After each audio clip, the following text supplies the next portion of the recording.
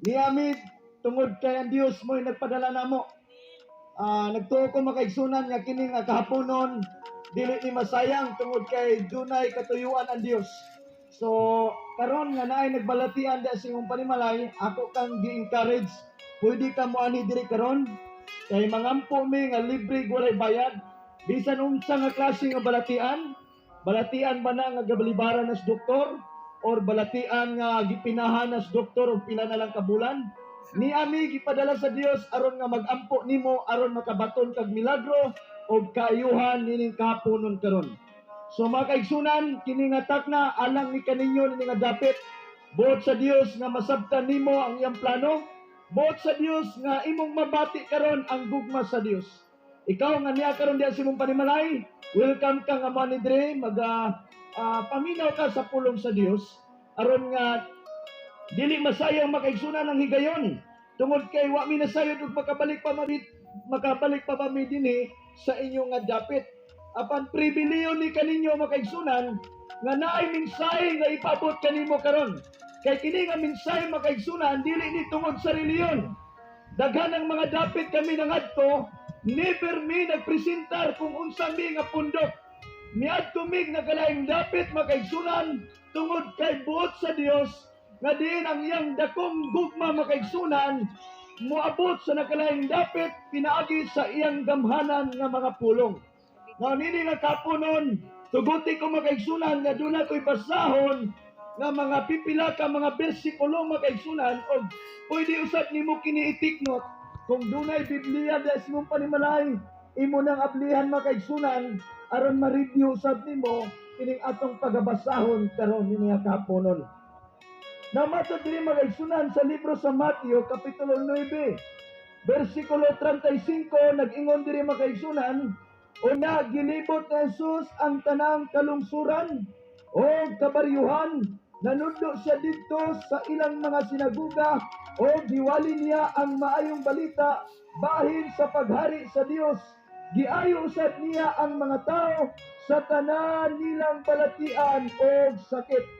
Sa pagkakita niya sa daghang mga tao, naluoy siya kanila kay nagluyaman sila og walay kadasig.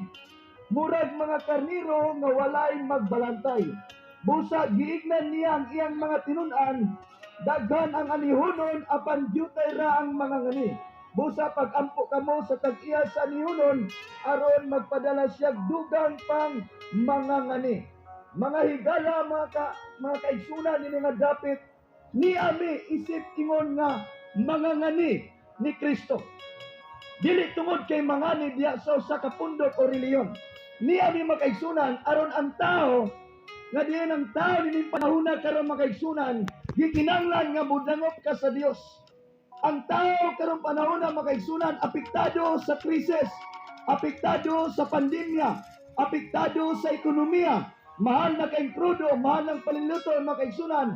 Ang mga tao karon problematic, discouraged ang mga tao, nagkalalaing pagbati emotionally makaigsunan, depressed ang mga tao. Sama nini makaigsunan nga itong gibasa nga samtang si Kristo makaigsunan niya tuglaing mga dapit nagwali makaigsunan nagmisyon sama nining among gibuhat. Nakita ni Kristo ang mga tao makaigsunan nga nagluya, mga tao nga walay kadasig og matod pa sa pulong sa Dios, mga tao nga sama sa mga karniro nga mga walay magbalantay. Makaigsunan wala minasayod kung ikaw ba kini sama niini nga karniro karon nga daw walay magbalantay. Mga tao nga puros na lang kagulanan ang gisinati. Mga tao nga problematic, mga tao nga grabe kagubot ng hunahuna. Mga tao makaigsunan nga giatake og mga nakalain nga balatian makaigsunan.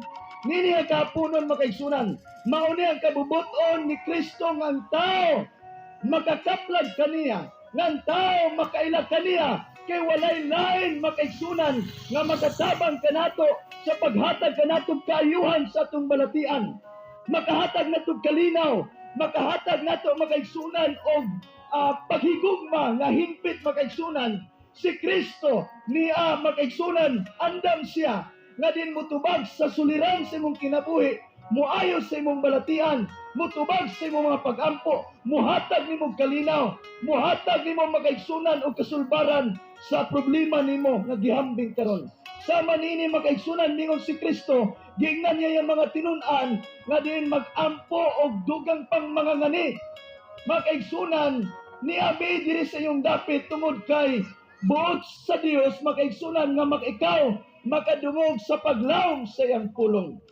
Mga higala nini kapunon, buot na mo makaigsunan nga ipresentar kanimo nga dunay Kristo makaigsunan nga buhi. Kristo makaigsunan nga humana siya nagantos ibabaw sa kalbaryo sa krus. Kristo nga nagbayad sa imong sala. Kristo makaigsunan nga naghalad makaigsunan sa labihan nga kapait nga sakripisyo makaigsunan. Nasayod pa ikaw nga si Kristo makaigsunan maoy nagatugyan siyang kaugalingon aron nga ikaw makaigsunan malukat ka gikan sa tunglo sa sala. Kitang tanan makaigsunan nakasala kita tubangan sa Dios. Walay hingpit nato makaigsunan nanginahanglan tag pagpasaylo sa Ginoo. Nanginahanglan ta makaigsunan nga kita mudangop sa Dios aron kita nga pasayloon. So niya may makaigsunan diin dunay panawagan karong panahona ng tao mudangop na sa Dios. Panahon na karon makaigsunan nga kita magapanugyan sa atong kinabuhi sa Ginoo. Dunay tay kakulangon, dunay tay makapakyasan. Ang Dios anda mutubag makaigsunan. Anda ang Dios sa pagpasaylo kanato makaigsunan. Mingon ang Bible sa 1 Juan 1 versikulo 9, kung isugid nato atong mga sala, matirud-anon sa pagpasaylo o muhinlo kanato gikan sa tanang pagkadaotan. Mga higala makaigsunan, nasayo pa ikaw nga kining espiritu sa sala, ang espiritu sa sala makaigsunan, may hinungdan na ang tao makaigsunan nagkabalatian, ang tao nagka-problematic, ang tao makaigsunan di nakasinati og pait nga kahimtang makaigsunan. Diin gubot atong panimalay, gubot atong pamilya. Ang espiritu sa sala makaigsunan, mahinungdan nga daghang mga tao karon makaigsunan, nga adik sa bisyo, nga adik sa droga makaigsunan. Mga higala makaigsunan, dunay solusyon niini makaigsunan. Mao si Kristo. Mateo 11 versikulo 28, mingon si Kristo, duol kamo kanakong nabugatan o gikapuyan. Kaya ang Diyos makaigsunan, andam sa paghatag kanimo kapahulayan. Muhatag sa pagpahulay kanimo. Na unsa man kini nga klase nga pagpahulay. Gikapoy na baka kay gubot kay imong kinabuhi, gubot kay imong pamilya, grabing problema sa imong panimalay. Gusto ang Diyos makabaton kag kalinaw. Gusto ang Diyos nga makapahulay ka anak nga klase nga pagbati. Makaigsunan, gikinanglan karon sa pagsurinder diha sa Dios. Andam ba ikaw musurinder sa imong kabalaka? Andam ba ikaw manugyan sa imong kaguol sa Dios? Igsoon, andam ang Dios sa paghatag nimong kalinaw nining kapunon. Hinanglan masayod ka makaigsunan nga katong gibuhat ni Kristo sa cross, dili lang to basta-basta. Gibuhat niya to makaigsunan para nimo nga ikaw makabaton og kagawasan gikan sa gapos sa kagulanan, gapos sa kapildihan, gapos makaigsunan sa balatian, kapobrehon, tanang klaseng kangilag. Katong gibuhat ni Kristo makaigsunan, matod pa sa Roma 6 versikulo 10 makaigsunan, ningon ang Bible nga din si Kristo namatay sa cross sa pagwagtang sa sala sa tanang mga tao alang sa walay katapusan. Mga higala, makaigsunan, gikinahanglan masayod ikaw unsay dakong rason nganong si Kristo namatay ibabaw sa cross. Unsay dakong rason nganong si Kristo nagsakripisyo. Ang pangutana karon, imo ba lang gitagaag dakong value sa imong kinabuhi? Imo ba lang gitagaag dakong importante sa imong kinabuhi? Nga kung si Kristo nagsakripisyo para nimo, si Kristo makaigsunan naghalad siyang kaugalingon para nimo. Ang pangutana karon, andam ba usab ikaw muhalad sa imong kinabuhi? Andam ba usab ikaw mualagad kaniya? Andam ba usab ikaw maghinusol? Andam ba ikaw makaigsunan nga musalig sa Dios? Magpaton kag pagtuo sa Dios.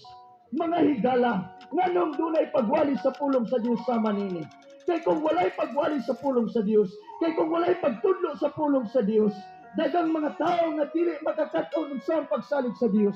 Dagang mga tao nga dili makabaton og pagtuo. Mingon ang pulong sa Dios makaigsunan sa Roma makaigsunan 10 bersikulo 17 nga ang pagtuo nagagikan kini gikan sa pagpamati sa pulong sa Ginoo.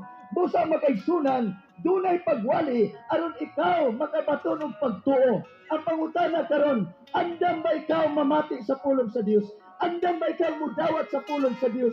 Kay pinaagi sa pulong sa Dios makabaton kag pagtuo. Makaigsunan na sayot pa ikaw nga pinagi sa pagtuo ang tao maluwas.